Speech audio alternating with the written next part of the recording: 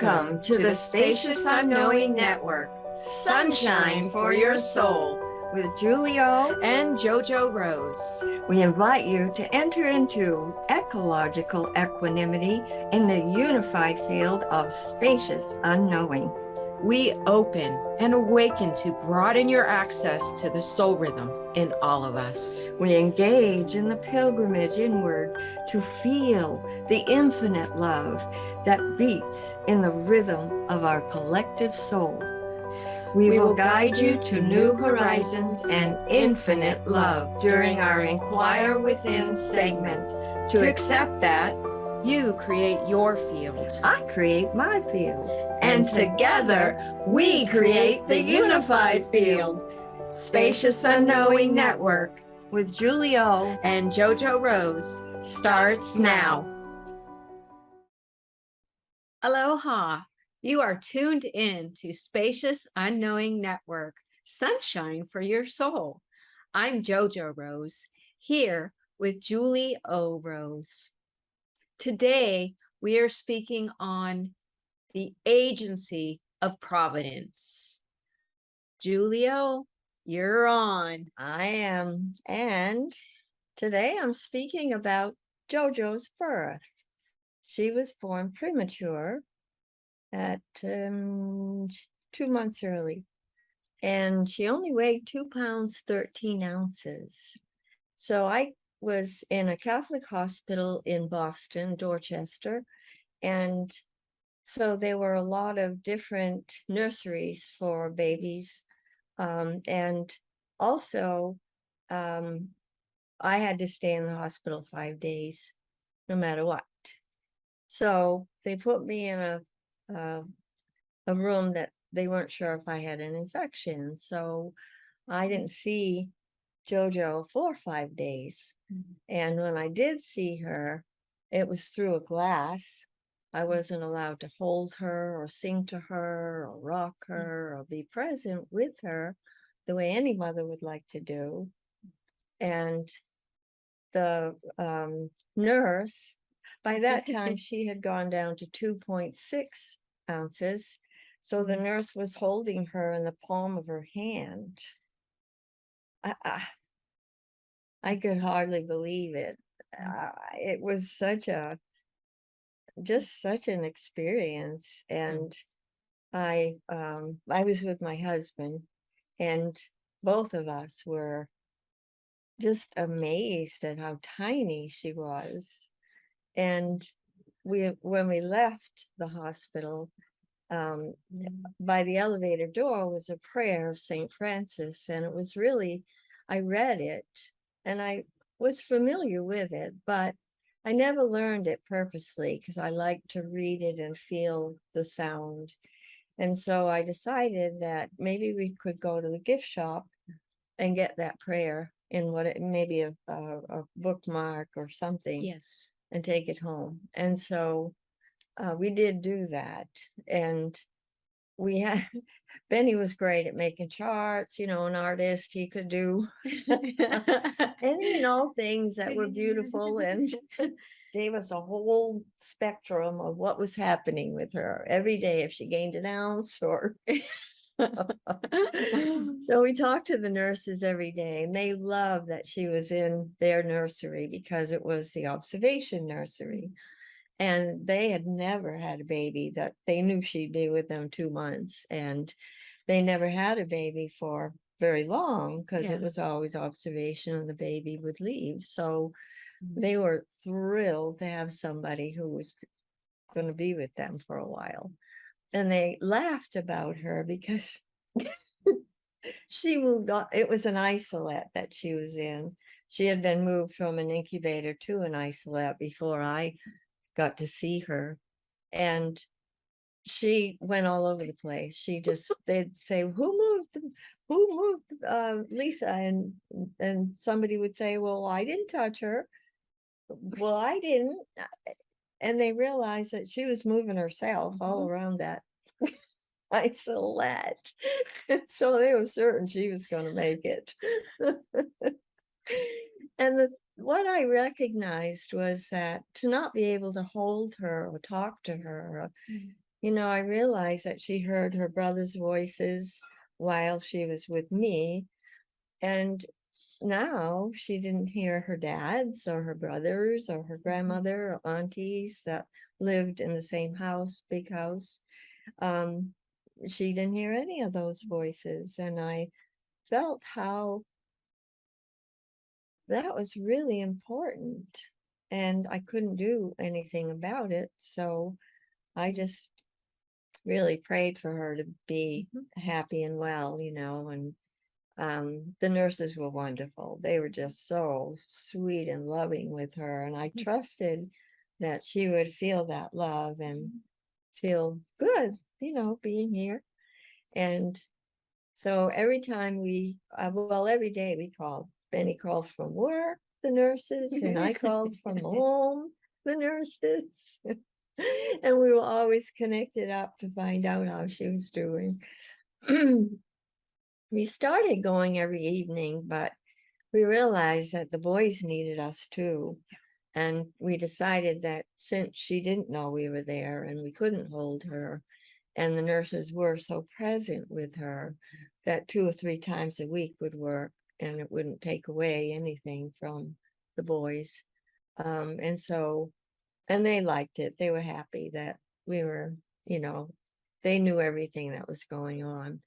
And so, yeah, she was in there for 2 months, 2 full months. So she came home the 2 months after she was born, 2 months and 1 day. Yeah. So what was comical about that, I had 2 sons. Like Matt was 20 months and Jay was 20 months older than that, whatever that was. And so it was, the doctor had wanted me to wear a mask and take it on and off, and the boys, so the boys wouldn't affect her and make her ill. And it was like, excuse me, this is a family. You know what? That's not going to happen. I'm talking to me. I didn't tell him that. Yes. And so I had her home and she ate every 2 hours. So I was holding her, and Matt is trying to push me. He wanted to sit where she was. It's like, and he wanted. And so I'm going, how do I do this? Every 2 hours.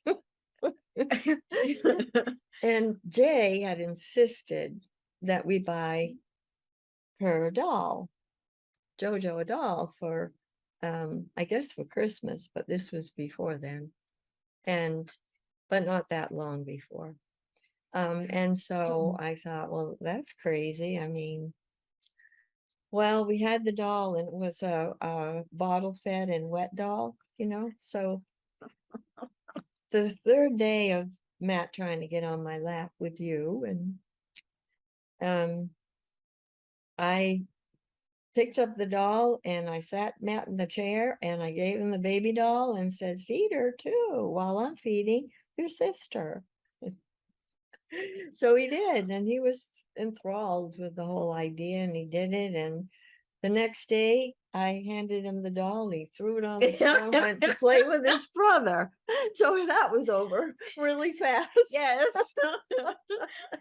But it was so interesting that Jay had insisted Yes. on getting that baby doll, and it was used for a grand purpose. Yes, it was. And Matt was fine now, and but you still ate every 2 hours.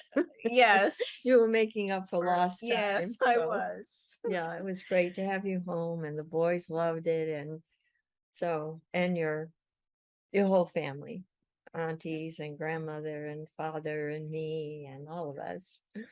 So that was your beginning. And during the first year, I took you to Children's Hospital for the clinic a couple times because I wasn't sure about your legs and feet, and I wanted them to check everything. Yes. And they said you were fine. I said, thank you, good. And I'm happy to hear that. So we moved to Florida when you were 11 months old. And so we had new doctors to learn about and go to. And the doctor who had been with you at birth said we needed to take you for your eye exam when you were maybe 13 months. Okay. And so we did. And that led to us taking you to ophthalmologist. Yeah. Anyway, he was a really good doctor, and he told us that you were blind in your left eye. It was 80/40, so that was a shock. I thought I had prepared Benny the night before for all possibilities, but I didn't name that one. So that was like new to both of us. And but I recovered quickly and said, you know what, doesn't matter, whatever happens, I'll be here, and I'll be here for whatever is needed. Yes. And so that was a wonderful decision, because it wasn't too long after that. It might have been, I guess, about not quite 2 years actually, that we went to get your shoes, and the young man who waited on us said, do you realize her left foot is shorter than her right foot by quite a bit? It might be her hip. I think you need to take her to an orthopedic doctor and find out. Yeah. And so we did. We called right away and made an appointment and took you. And you always charmed these doctors. Oh my God, it was something to behold. I never had any feminine wiles, so it was like, really? Is this how little girls act? Oh dear. It was amazing. Anyway, talk about agency. Woo. And so Dr. Maxwell examined you, and then he asked me to take you to a pediatrician close by. It was in Melbourne.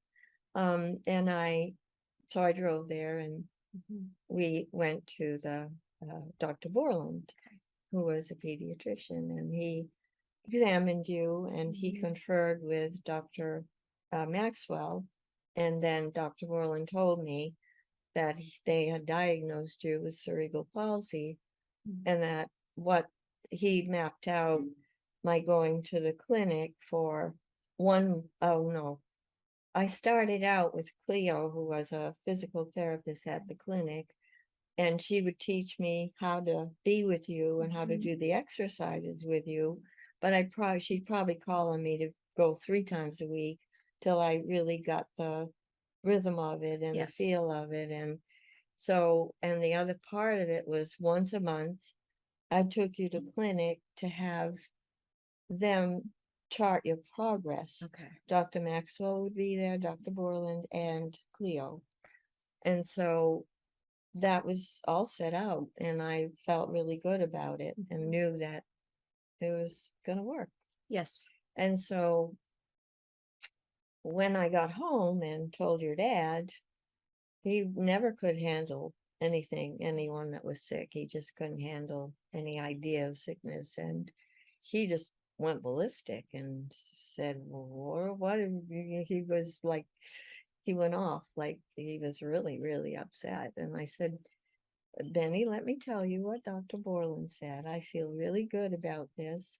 I can do this. We will do it together. She and I, and wherever you all in the family are together in it with us, you will be. And so I told him, and he still was very upset. And I said, you know what? Here's his number. Why don't you call him so that you can talk to him directly? Yeah. And then, he didn't do that. But in any event, we did need to go to Cleo right away. So I think we went the next day, and she was wonderful. She was so easy to be with and such a good teacher. She was showing me and how to, mainly it was your left heel cord. Yes. And it had affected your right heel cord from the way you walked. And so I had to work both of them. usually in cerebral palsy, two limbs are affected. And in your case, it was mainly one, but it had affected your other limb. And you weren't retarded in any way, shape, or form, but you had a part of your brain that was damaged. And so in my wanting to understand, because I tried to find books, there were none. It was the 60s and early 60s, and there was nothing that I could, use to learn what else besides what I was learning from the doctors in Clio. And that was not like me. I love research and learning things that were sometimes off the beaten track. I would hear them differently. And in any event, I could feel that Clio was a wonderful resource. And so the next morning, when I'm kneeling at your feet in the kitchen, we had a very big kitchen. And to me, it was a perfect place. You'd lie on the floor and I would kneel at your feet. And I had to hold your foot in the palm of my hand and draw it up. Draw your heel, Draw the sole of my foot up, like hold my heel and draw the sole yeah, of my for foot your, upward. to loosen your The heel cord. Yeah, that's what I was trying to say. Lengthen the heel. Yeah, lengthen it. So I did it, and your foot was dead. Dead in my hand, and I'm going, that wasn't how it was yesterday. Like Cleo showed me how. What did she do, and how was she with me? What am I missing? Like, and I'm kneeling there, I'm going, I don't want to hurt her, but there's no exit sign shining bright. Here I am. This is what I'm to do. So you know what I need. So I just was quiet for a minute. And the next thing I knew, I went, think, think, think. And the flow of life came into your foot. And I was able to work until you retreated back to the same place I had called you forth from, which was all brand new to me. Yes. And I began to, but you were the best for me to research with, because I could intuitively begin to get what was necessary for me to be with you while I was in this with you every day. Yes. So this was the first day, and I used this every time you retreated. And for me, it was always that I wanted to do this from 9 to 10. It was 1 hour every morning, 9 to 10. And so that's what we did.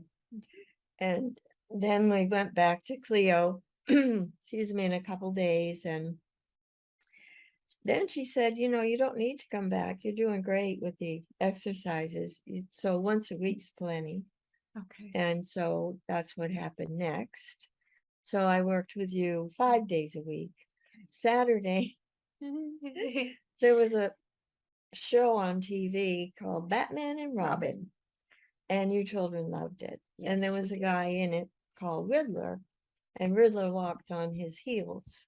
Well, you needed to do that. Yes. So we all walked around the house. Remember.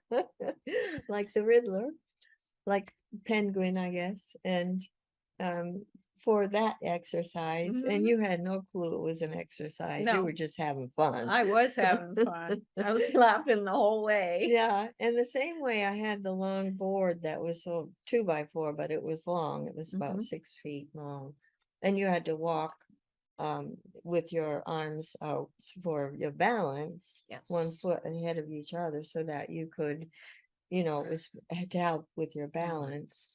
So we usually did that before, but I wasn't as moved to be in that every single day. It was occasional, maybe 3 days a week instead of 5, or whatever happened. But the actual every day was really important, and I felt it. and I felt how I began to realize that the brain damaged part of your brain, we needed to create a new passage in your brain for everything to work well. And I could feel it. I could feel like this was what was needed. Yeah. And I just knew I needed to stay with it, and I would intuitively receive exactly what I needed to do with you. And in the meantime, Cleo went to teach school to a lot of children who were in wheelchairs, and she invited me to take you, and I did, and I was aware that no, this wasn't the best place for you, and we would just continue doing what we were doing. And with that came a different therapist, and the difference in them was unbelievable. The new one didn't, she went through the motions. Thank God Cleo was there for me to learn from, because I could. Yeah. She had it. She knew what she was doing. It was clear. It was easy. It was wonderful. I've always been so thankful that she was first. And then with the new one, it was always going through the motions. But because I did this every day with you at home, I knew that you were fine. Yeah. And once a month we would go, and you had to walk for them, and they would chart your progress. And that continued for well, you were 2.5 when you were diagnosed. So when you were 3, always since you started walking, we would go to the park near where we had lived before, and in Florida. And you were you dripped to the ground like about every 500 feet, and you didn't drop, you didn't fall, you just dripped like, someone let go of your strings, like you were a puppet or something. It was the strangest thing I'd ever seen in my life. So I would just go and steady you on your feet, and you would be fine. As long as I knew you were fine, we'd keep walking. And the park wasn't far. It was a small playground that the boys and you and I would go to. And it was strange to me, but it just, I don't know. And during the time that I was working with you, that still continued to happen. So 3 months into my being with you for the exercises, you dripped to the ground, and this wind wrapped around me, and I could not move, and I couldn't talk. And I just stood there, and you were waiting for me to come pick you up, and you finally knew I wasn't. So you began to pick yourself up. Yeah. And it was that day, but it took 3 times that day before I got it. It happened 3 times. The wind wrapped around me, and I had to watch you pick yourself up. And the third time, same. And it wasn't until that evening that I went, oh, she needs to use her limbs. She needs to pick herself up so that she's joining with her will for the healing. And I got it. I really got it. And I went, wow, it took a lot for me to get that, 3 times in one day, and such a strange way to have it happen, but it worked. That's all that mattered to me. It worked. And so you actually within a week or 2, you never dripped to the ground again. So it really did make a huge difference. And so it's amazing how simple life is if you let it stay simple and don't try to complicate. what it is that for me that I had to be present with, but it had to be simple for me. And I had to be able to understand what this meant, what was happening, Yeah. you know? Yes. So, Well, we are going to take a quick break. Stay with us because on the other side, we're going to continue this communication mhm. with the exercises, the physical therapy, and the way in which Julio was with me when I was a child. So stay with us. We'll be right back.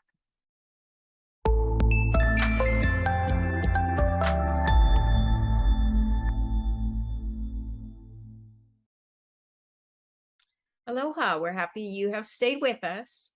So before the break, JoJo Rose was sharing therapy that she was in with me from my cerebral palsy diagnosis. And one part of it, she recognized after it happening 3 times that I had to pick myself up from the ground. And what I recognized this time when she said it is that I had to use every single part of me. And the way that I did it, describing it to you, it's I would get on my hands and knees first, and then I would lift my bottom in the air, like people when they do yoga, the downward dog. And then I would walk my hands back toward my feet and then stand up. Now, this took me a while because I also had to keep my balance. But the wonder of that is I was using every part of me to do that. And because it took so much focus for me to be in it, I couldn't retreat back inside of my head. I had to stay fully engaged. So all of me was working with me, and my will was definitely engaged because I didn't want to stay on the ground. Yeah, that's true. Yeah, that's great, Jojo, because I know that's new understanding. It is new I'm understanding. thankful we're doing this tonight because this is important. And I also want to add that because we were in that when I was a child, that gave me the love for exercise. It gave me Yep. the love for activity and movement. Yep, it did. Because we had fun. Yeah. And it felt good to be able to move and play and be with you and dad and my brothers. And it felt really, it was freeing. Yeah. Yes. Yeah, because we went other places and had fun, but it was all part of you each, enjoying your childhood. Yeah. Yes. So the next thing was it came close to when you needed to start school. Yes. And so there was no public kindergarten at that time.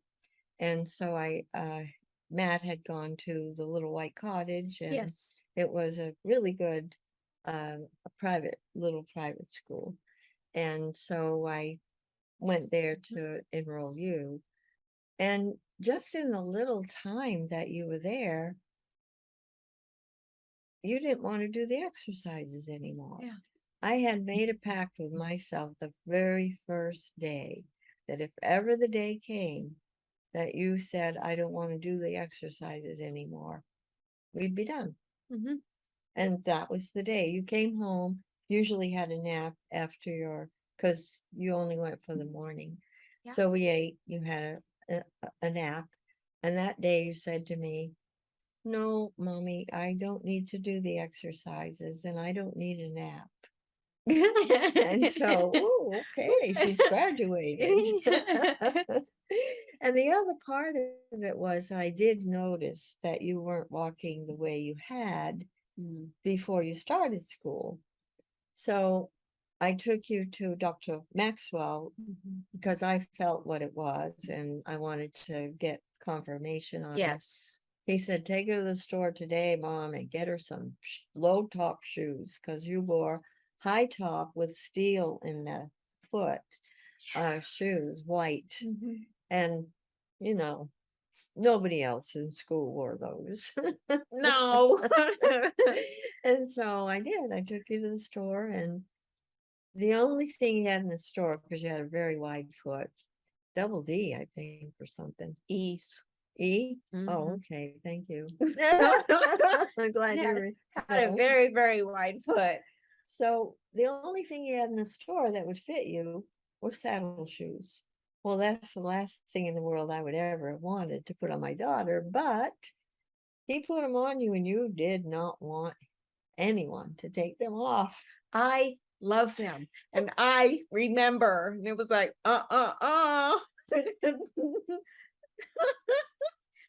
they were normal shoes. Absolutely. And I did get that. I got that part. But anyway, he was so wonderful, the guy in the store. I did not go that day prepared to buy you shoes. He said, just she's got to wear these home. You cannot take those shoes off her feet. No, no, no, no. You come back and pay me tomorrow. I said, okay. And so sure enough, we left and you had Mhm. those shoes on, and oh my goodness, you turned around and smiled at him, and he was in heaven. It was like he was so thrilled Mhm. that he had made a little girl happy. He was sweet, sweet man. And it was really beautiful.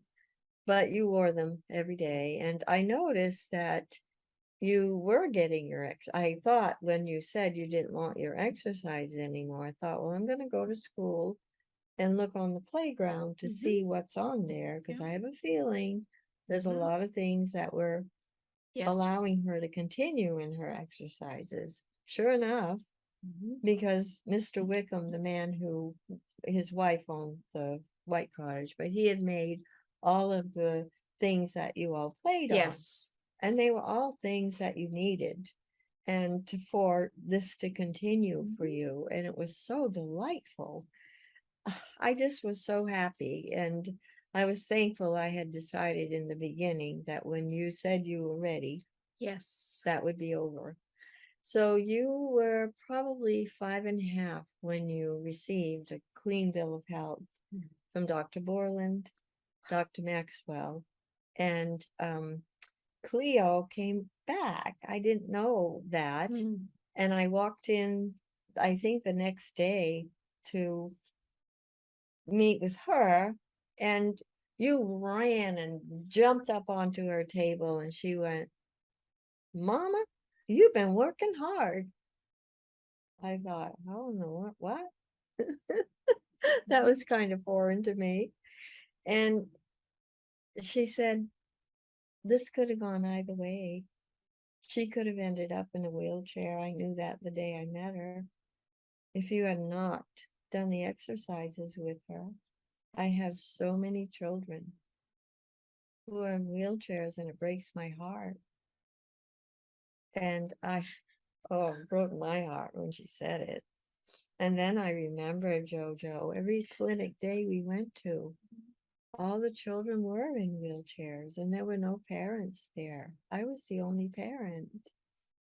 And I'm not a judge, so I never judged anybody. So I never thought about they were there alone.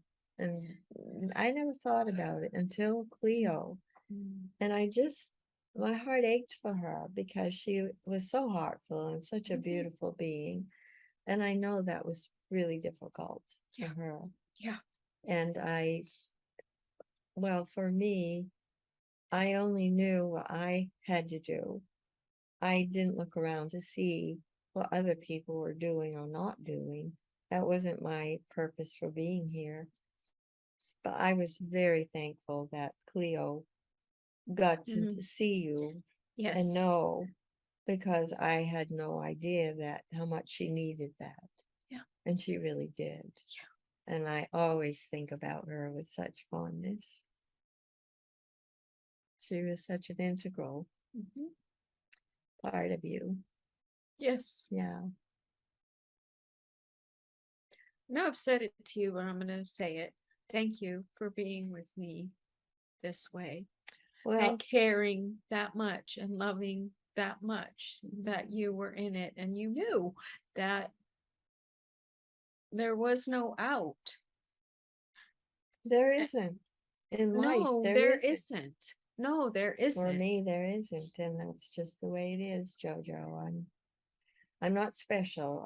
That's how it is for me. I know, And I understand yeah. that, but to feel so loved and cared for in a deep, deep, Mhm. deep way is, That was the intention. yeah, yes, Well, thank you. That you got it.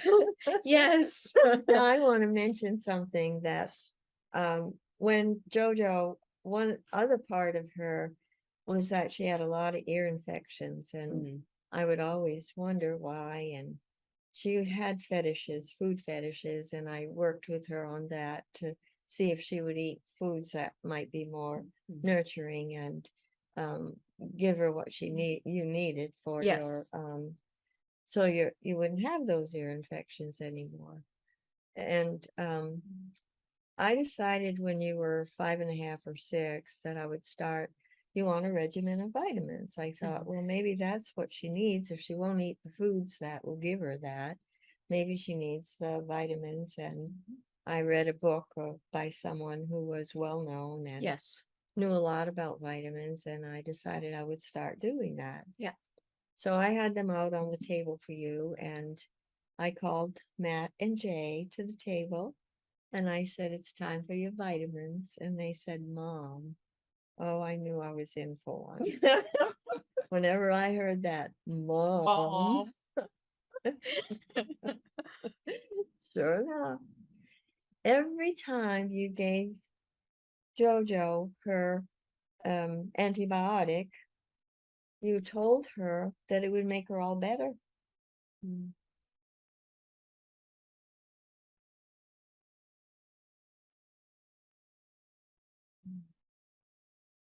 You didn't do that with us. We didn't take antibiotics. What you need to do with her as you give her these vitamins is let her know how her body really heals. Oh. Okay. It's like, oh yes. If I didn't get it from doing the other, I had to get it from here, right? Yeah. It was so comical because they were always so serious. Yeah. And then they would laugh because they knew that I didn't know. And I was getting it, and they knew that. I had such good helpers in you and Jay and Matt because you were so intuitive and helped so much with my own life. And it was so beautiful. It was just, wow, just a wonder. And it was beautiful the way you listened and loved and set the tone in our home. Yeah, but you know what? I made that decision when I was, oh, I don't know. Well, I made the decision to mother intuitively with Matt and Jay in Boston. So that started there with them. But one day I had noticed that a lot of people thought that they didn't get toys when they were children, so they were going to smother their children in toys. Oh, yeah. And I thought, well, what do I think I didn't get that I would want to give my children so that they have it? Yeah. And I just sat with it because I really wanted to understand. And I always wanted someone to listen better. So I need to listen. I need to be a good listener. And it really served me very well because when you're able to listen, you get so much more from the one you're listening to, and they get so much from you listening. It's amazing. If people understood that, they'd all be great listeners because it is so, it's wonderful. It's so fulfilling. And, I listened and watched what happened to people from me listening. Mhm.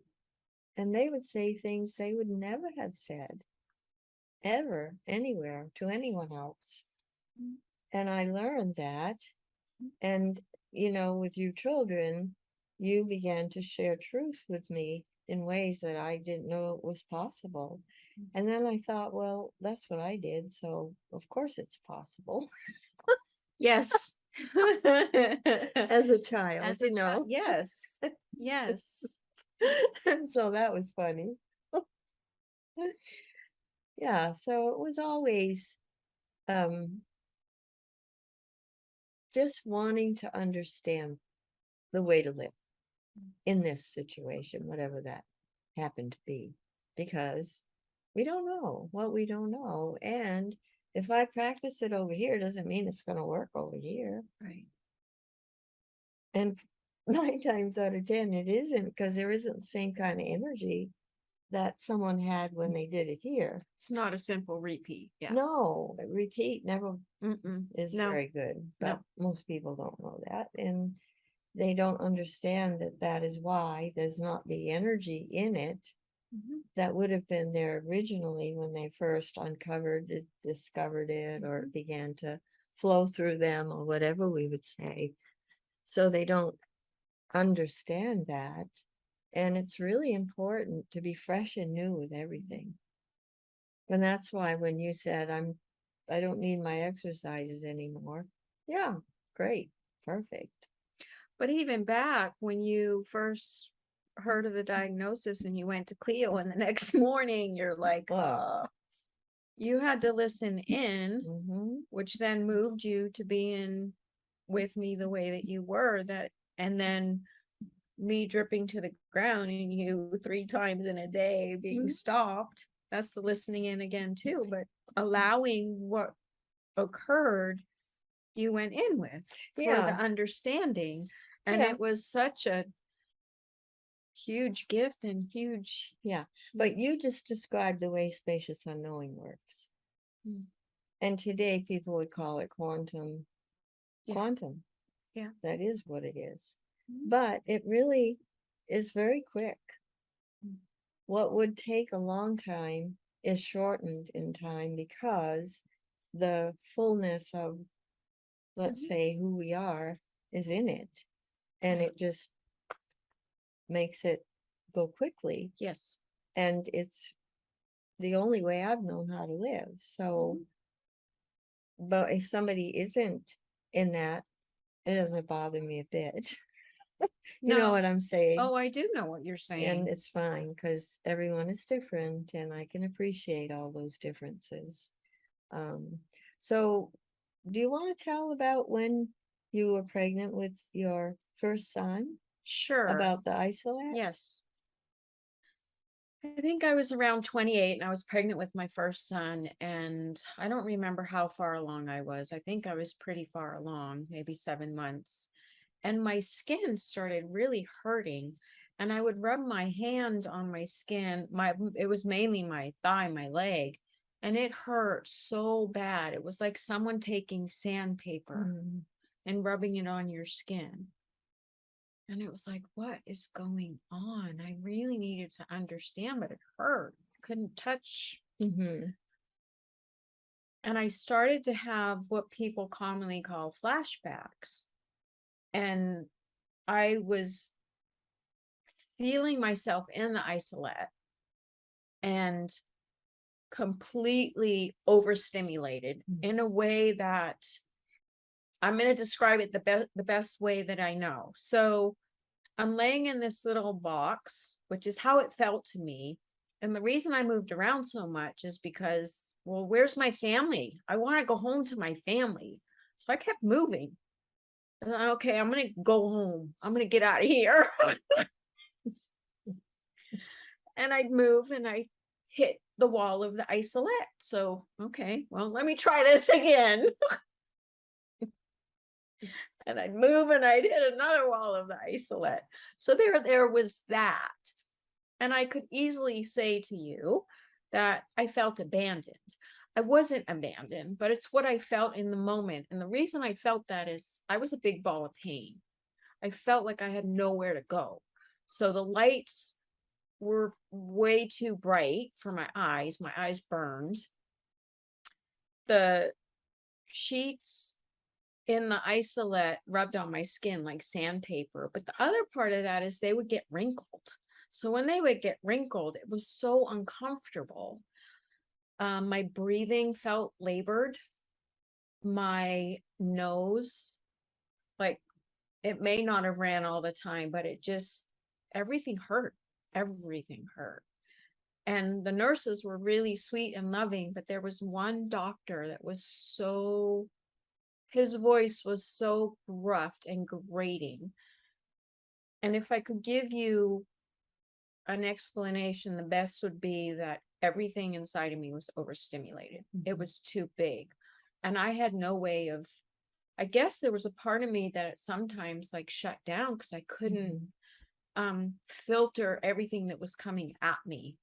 I was extremely sensitive, and I was thankful to have had that experience being pregnant with my first son, because it helped me to understand me better. It helped me to understand when certain things happened in my life, why I felt the way that I did. It was like going to the default program of being overstimulated. So it really helped me to understand me and recognizing, well, I don't have to be a big ball of pain anymore. So it really was a godsend. It kind of shocked me when it happened, and I had to know how to be with it. And I remember talking with you and needing to understand. And I was so loved by the nurses. And then I came home to a family who was so loving and kind. And I've had to learn in my life how to accept and receive that love. Yeah. And I remember you as a child waking up at night and yelling because there were wrinkles in your sheet. So I would get up and I would clear, smooth it, even though there wasn't a wrinkle there.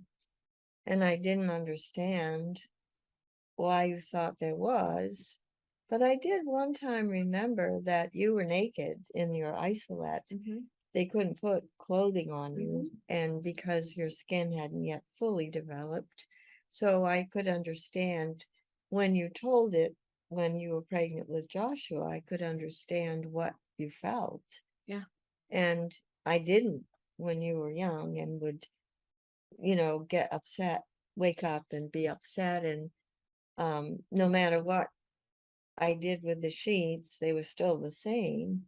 Yeah, and I remember as a child waking up almost hysterical. Yeah. And not understanding it. And it wasn't till I was an adult that I thought, oh, that's how the sheets in the isolate felt to me. And that made sense to me when I found out what, when with Josh, when you were pregnant with him and saw and beheld it.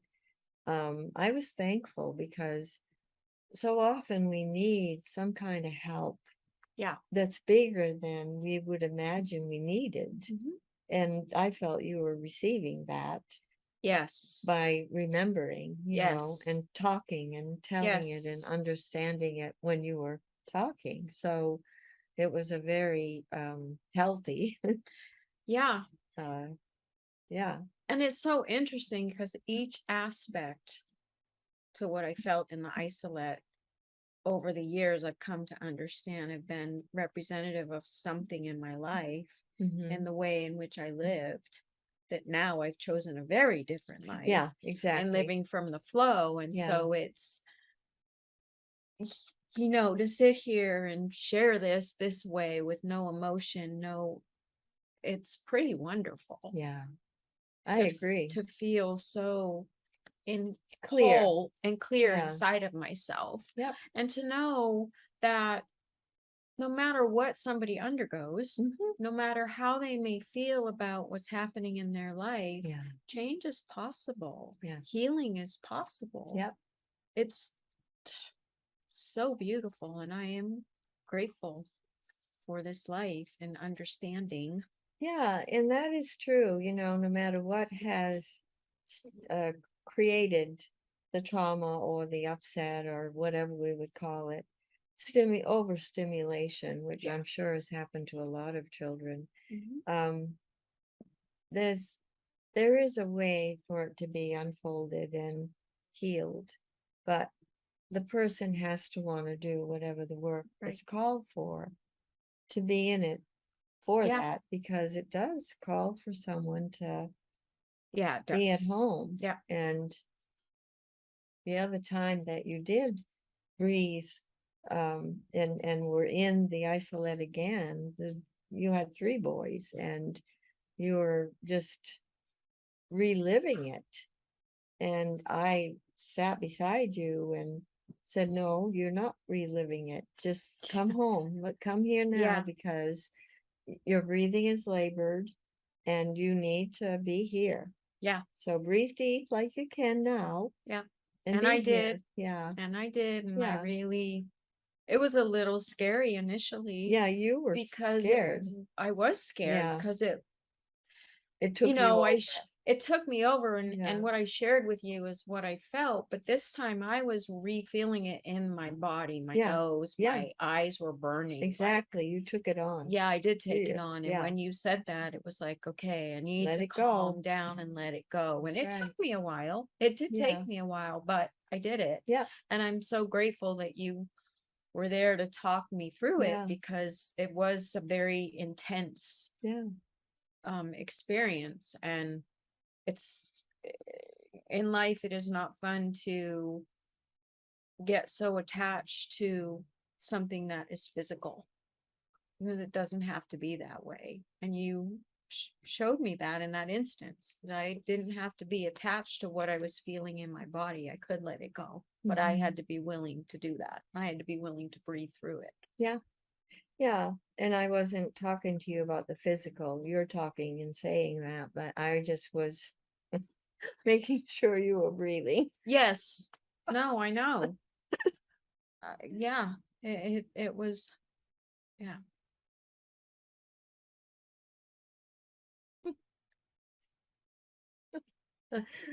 Life is wonderful. Yes, it is. Every day, full of wonder. Well, we have come to the end, or the close once again. Thank you for being with us. Have a wonderful, wherever you are, have a wonderful evening, a wonderful morning, a wonderful day, and may your week be filled with joy and laughter and love and gratitude. Yes. We will see you next Monday, 7 p.m. Pacific time, right here with JoJo Rose and Julie O. Rose, Spacious Unknowing Network, sunshine for your soul. Aloha. Thank you for listening to Spacious Unknowing Network, Sunshine for Your Soul, with Julie O. And JoJo Rose. Join us again for life-affirming communication every Monday at 7 p.m. Pacific Time on TransformationTalkRadio.com, so that you can bask in the rays of infinite love. Access soul rhythm to tap into your real being, for your heartbeat in the rhythm of your soul. Feel it guide you to new horizons and unlimited, infinite love. For more information about Julie O. And JoJo Rose, visit SpaciousUnknowingNetwork.com. That's SpaciousUnknowingNetwork.com.